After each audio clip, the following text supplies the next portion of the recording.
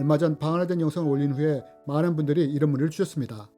목사님, 방언은 어떻게 성장하나요? 능력 방언은 무엇인가요? 방언 통배는 어떻게 받아야 하나요? 새노래 방언은 무엇인가요? 이와 같은 문의를 많이 주셨습니다. 그렇지 않아도 방언의 성장 단계에 대한 영상을 제작 중이었는데 이번 영상들이 이런 질문을 주신 분들께 도움이 되었으면 좋겠습니다.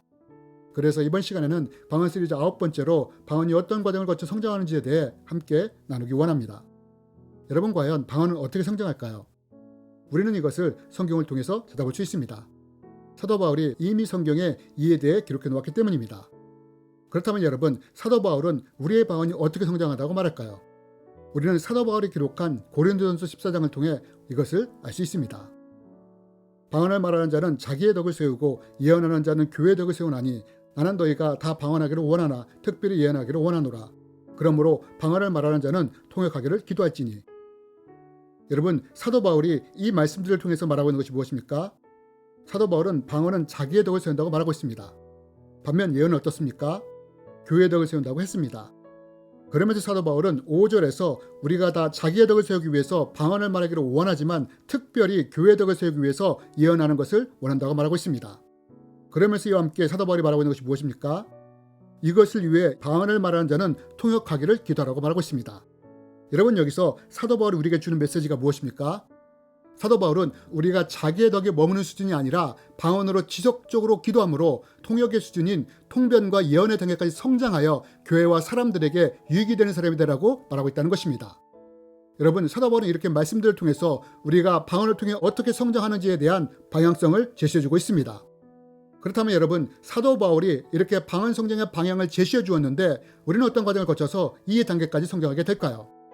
이번 시간에는 방언 성장 단계의 첫 번째 시간으로 초기 단계의 방언이 어떤 과정을 거쳐서 성장하는지 함께 나누기 원합니다. 여러분, 저는 얼마 전에 랄랄라 방언과 따다다 방언의 차이에 대한 영상을 올렸습니다. 그런데 어떤 분이 여기에 이런 댓글을 올리셨습니다. 이 영상을 보고 신기했다고요. 방언이 랄랄라로 시작하여 따다다로 성장한다고 했는데 자기도 똑같이 그랬다고요. 여러분, 우리의 방언은 어떤 과정을 통해서 성장할까요? 먼저 특별한 경우를 제외하면 방언은 일반적으로 단음절 방언부터 시작합니다. 보통 랄랄라 방언으로 시작합니다. 그리고 랄랄라 방언을 통해 우리가 성장될 때 이 방언은 언어 방언으로 바뀝니다. 그렇다면 여러분, 이 랄랄라 방언은 언제 언어 방언으로 바뀌게 될까요?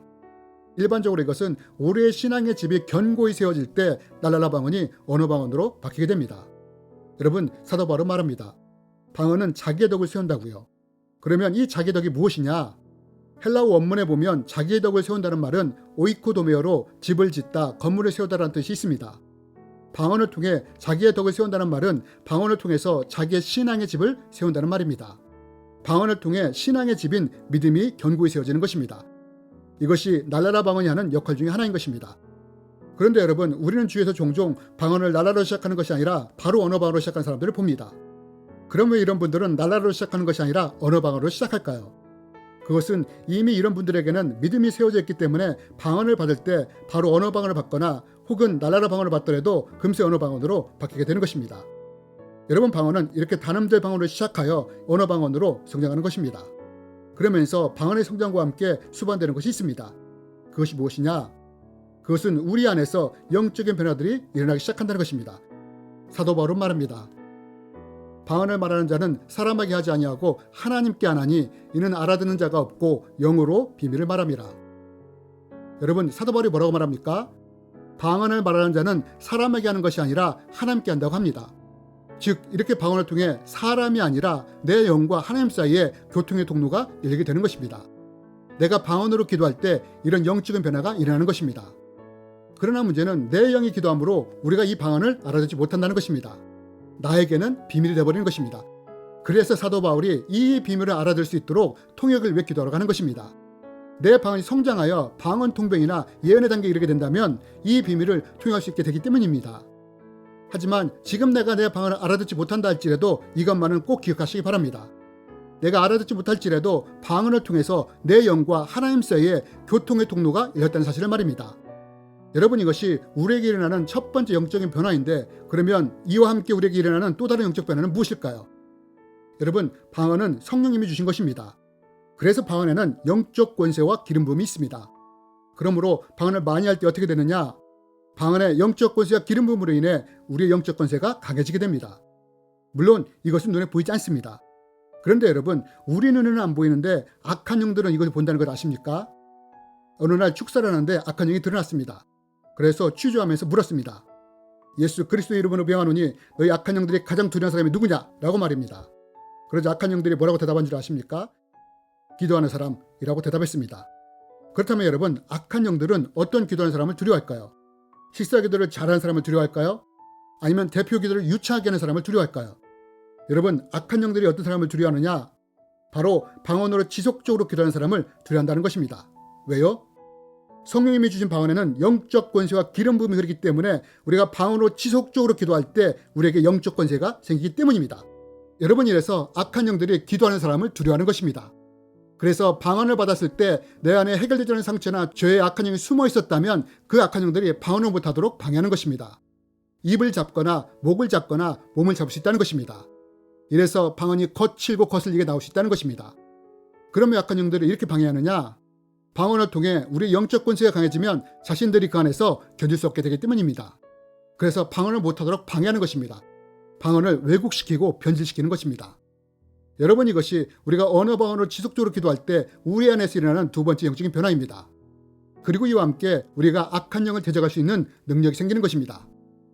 오래전에 안수로 병을 고치는 내과 의사라는 책을 읽은 적이 있습니다. 이 책에 보면 귀신 들린 한 청년에 대한 이야기가 나옵니다. 청년의 가족이 교회 목사님께 도움을 요청했답니다. 그래서 목사님, 장로님, 책을 쓰신 의사선생님 이 세 분이 그 청년을 찾아갔다고 합니다. 그리고 목사님이 귀신을 향해 대적을 했다고 합니다. 이때 악한 영이 어떤 반응을 보였느냐? 오히려 악한 영이 비웃더랍니다. 결국 그날 세 분은 청년 안에 든 악한 영에게 모욕만 당하고 도망치듯 나왔다고 합니다.